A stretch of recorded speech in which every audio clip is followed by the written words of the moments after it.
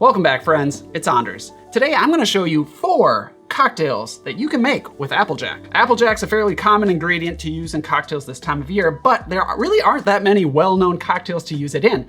So you might be stuck with a bottle at home and you're only using it in, say, a Jack Rose. Nothing wrong with that, but there's more out there. In fact, back in the day, Applejack was used in a lot of mixed drinks. The thing is, a lot of those called for Applejack as a modifier, like in the Pink Lady. Or they called for an ingredient that's hard to source these days, like yellow chartreuse in The Widow's Kiss. For this list, I'm gonna show you a few classics as well as an original of mine that feature Applejack as the main spirit. And hopefully, the other ingredients are easy enough for you to source. If you're new to the channel, hit that subscribe button for more sips, tips, and recipes, and let's go make 4 Applejack cocktails. To the bar.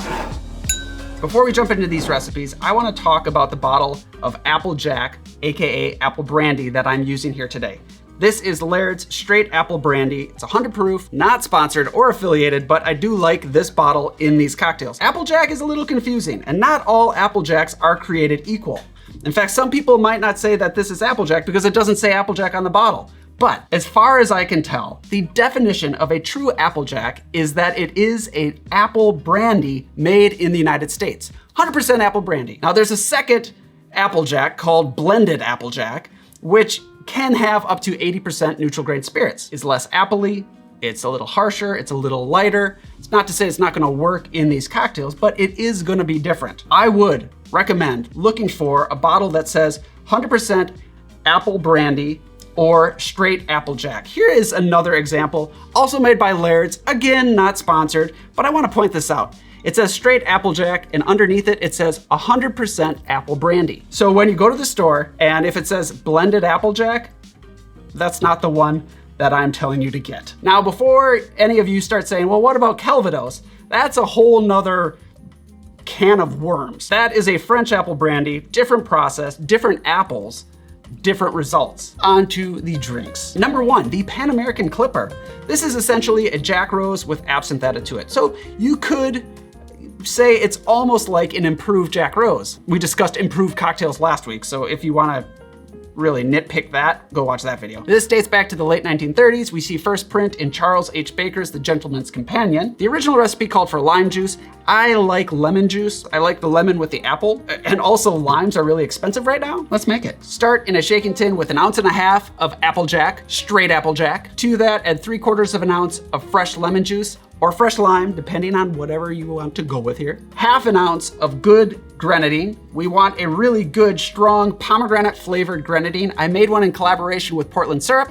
I have a link down below if you want to grab one for yourself. That helps out the channel. Otherwise, I'll leave my recipe for homemade Grenadine down below. To that, 2 dashes of absinthe. If you're using a small dasher bottle like me, double up 4 dashes. Now we can add ice and shake, about 15 seconds or so. Double strain into a chilled cocktail glass. And now, for a garnish, you can do a couple things with the aromatics. You can express lemon oil across the top, or sometimes I like to spritz absinthe over the top as well. For this one, I did both because I'm a lunatic. Garnish as you see fit. I'm going to do a little lemon swath thing. There we have the Pan American Clipper. Cheers. Pan Am.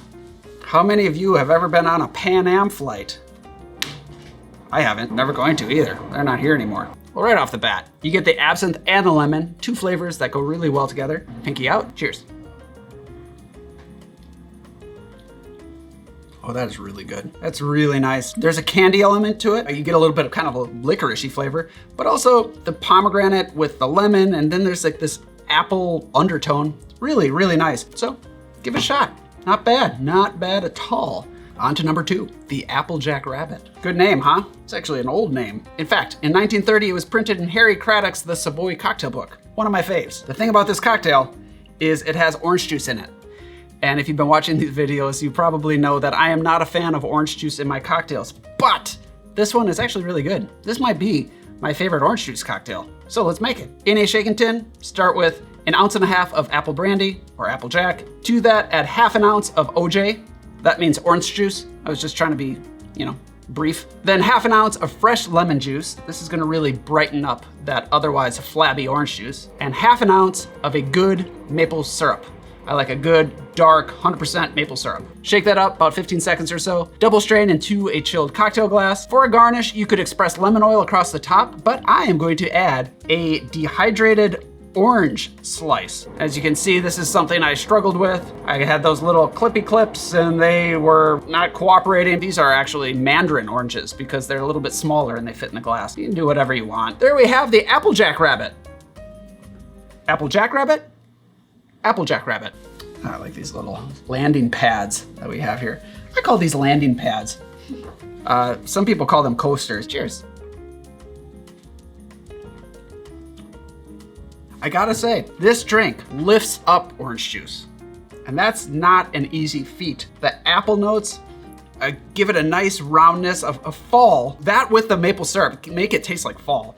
But then the brightness from the lemon juice, this could be a brunch cocktail. Really tasty. It's kind of forgotten about. Try it. You tell me what you think. Got a lot of citrus things going on in this video. This next one though is gonna get away from the sour style cocktail. Number 3, the Star cocktail. This is an old one, really old.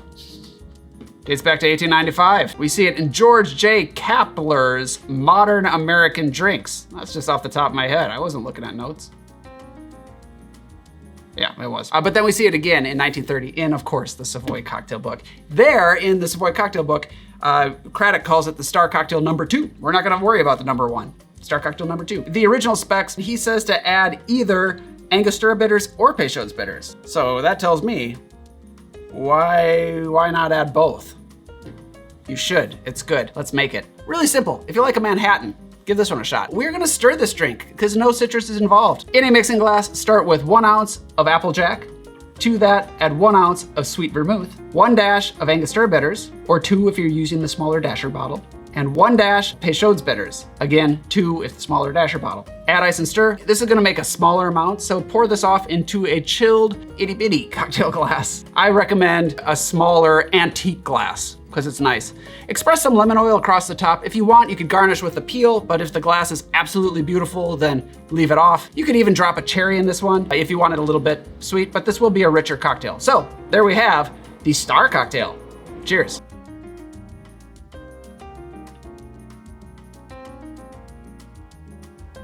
That's really nice.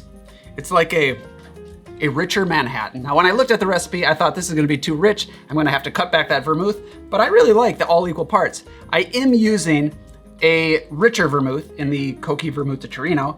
That's because the Applejack that I'm using is a higher proof, so it holds up to that richness. If you're using a lower proof Applejack, I would maybe either recommend balancing it out and maybe cutting back on the vermouth or going with a different vermouth altogether, like the Dolan.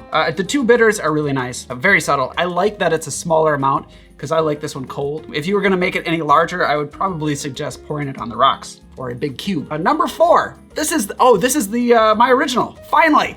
This is my original. I'm calling the Autumn Rose. Good one, right? It's based off of yet another cocktail I came across in the Savoy Cocktail Book called the Rose. Don't get me started on rose cocktails. There are a ton of cocktails called the Rose, dating all the way back to the 1800s. This one in particular is based off of the English Rose, which is a gin-based cocktail. So let's make this drink. We're gonna go back to the shaking tin because there will be citrus in here. Start in a shaking tin with 1.5 ounces of Applejack. To that, add 1/2 ounce of Blanc vermouth. I'm using Dolan Blanc. This is one of my favorites. It makes the cocktail more interesting. Add 1/4 ounce of a good apricot liqueur, 1/4 ounce of that incredible Grenadine that I was talking about earlier, and 1/2 ounce of fresh lemon juice. Add ice and shake, about 15 seconds or so. Double strain into a chilled cocktail glass. Express lemon oil across the top. Garnish how you see fit. Ladies and gentlemen, I give you the Autumn Rose.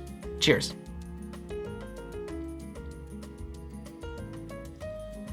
That might be my favorite of them all. Just a little bit of the apricot liqueur, you notice it. You taste it, it's not overpowering. In fact, this is the same amount of apricot liqueur that I used as the Grenadine, and I'm tasting the apricot more. The Grenadine just helps with a nice tartness.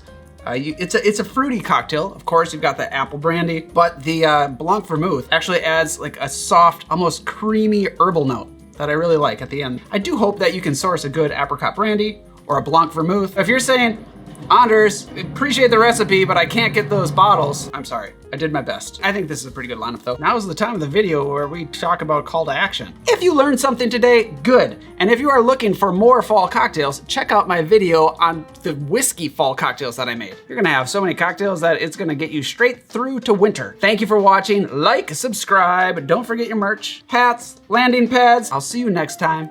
Cheers.